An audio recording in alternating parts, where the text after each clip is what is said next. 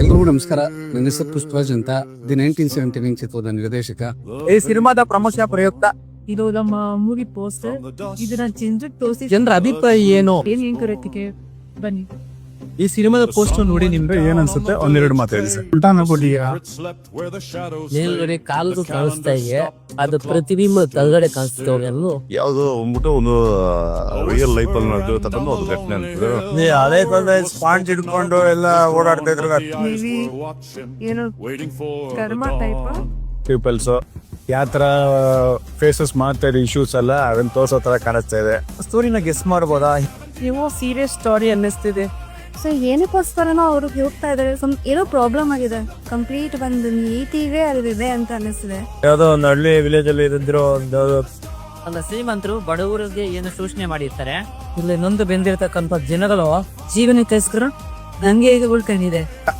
ಸ್ವಾತಂತ್ರ್ಯದ ನಂತರದ ದಿನಗಳ ಬಗ್ಗೆ ಬದುಕು ಕಟ್ಟಿಕೊಳ್ಳುವ ದಿನಗಳು.